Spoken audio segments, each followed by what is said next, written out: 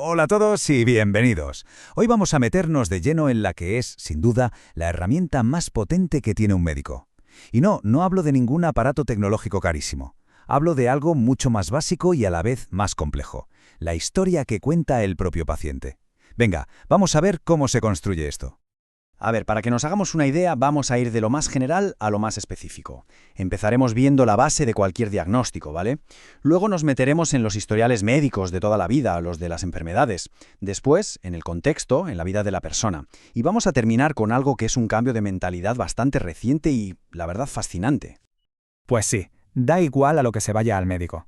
Todo, absolutamente todo, arranca igual, con una simple conversación. Una charla. Y es que es justo ahí donde se pone la primera piedra de todo lo que viene después.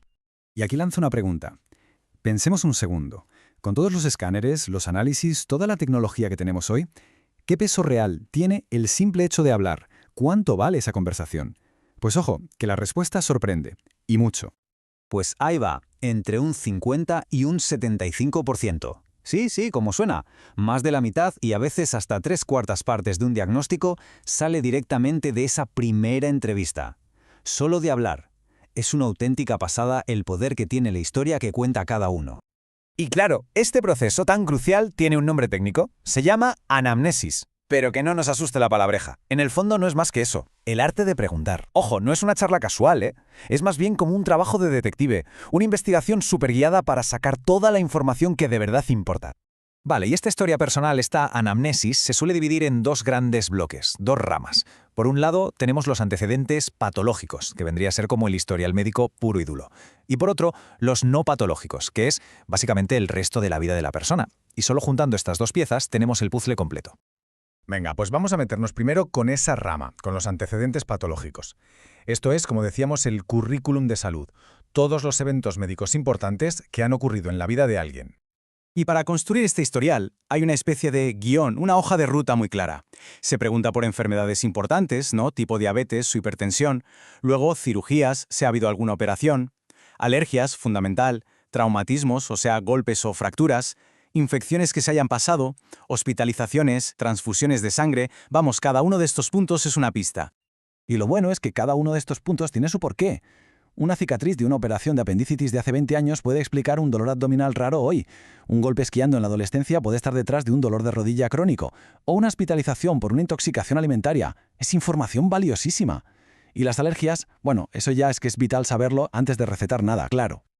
Vale, pues ahora vamos a darle la vuelta a la tortilla y mirar la otra parte, los antecedentes no patológicos. Porque aquí es donde la medicina se da cuenta de que una persona es mucho más que la suma de sus enfermedades. Su vida, sus costumbres, dónde vive, todo, absolutamente todo juega un papel. Aquí se pregunta por todo, ¿eh? Por el entorno, la casa donde se vive, por la dieta que se come normalmente, el ejercicio físico, si se hace o no, el trabajo, por supuesto, los hábitos como el consumo de alcohol o tabaco, e incluso por cosas tan básicas como las funciones corporales. Vamos, que no se escapa detalle. Y aquí hay un truco muy inteligente, y es cómo se pregunta. El personal sanitario no va a soltar un ¿consume usted hidratos de carbono? No, va a preguntar, oye, ¿y qué sueles comer en un día normal? ¿Arroz, patatas, pan? Es una forma mucho más directa y real de conseguir la información, claro. Y es que el abanico es enorme. Se pregunta por el estado civil, el trabajo, que no es lo mismo trabajar en una obra que en una oficina, el nivel de estudios, hasta por el entorno familiar y social, o si se ha viajado hace poco, o cómo se duerme por las noches. Cada pequeño detalle cuenta, todo suma a la hora de entender qué está pasando. Y con todo esto llegamos a la parte final, que para mí es la más interesante, porque aquí vamos a ver cómo esa línea tan clara que parecía que había entre lo médico y lo que no es médico, entre lo patológico y lo no patológico, pues bueno, esa línea se está volviendo cada vez más y más borrosa. La clave de todo esto es que la medicina está cambiando de chip. Está empezando a entender que algunos hábitos, algunas costumbres, no son solo eso. Son en realidad enfermedades crónicas, y como enfermedades tienen un diagnóstico y un tratamiento. Y el ejemplo perfecto para entender esto es el tabaco. Fíjate, durante años y años, la pregunta de ¿fuma usted? Se metía en el saco de los hábitos. Era una costumbre. Bueno, pues hoy ya no. Hoy, oficialmente, el tabaquismo está clasificado como lo que es, una enfermedad adictiva crónica. Es un cambio de perspectiva brutal. Claro, y esto nos lleva a una pregunta lógica. Vale, si fumar es una enfermedad, ¿cómo se mide? ¿Cómo sabe un médico si es un caso leve o uno muy grave? Porque ya no vale con decir fumo mucho o fumo poco. Pues la respuesta es con herramientas de diagnóstico. Igual que tenemos un aparato para medir la tensión o un análisis para ver el azúcar en sangre, para esto también hay tests. El más conocido, por ejemplo, es el test de Fagerström, que mide la dependencia física a la nicotina.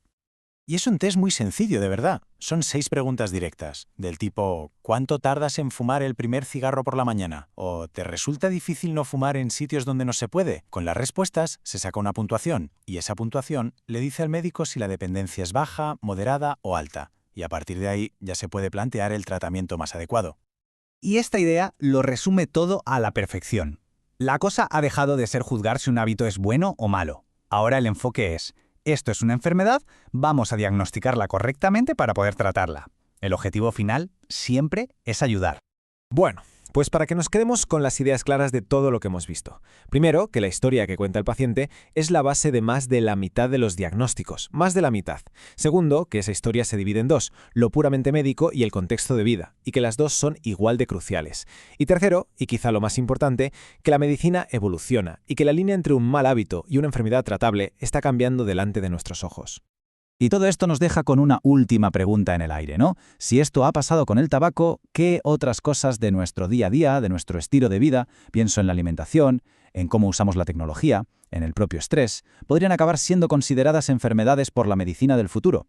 Ahí queda la reflexión, porque es un campo que, desde luego, no va a parar de evolucionar.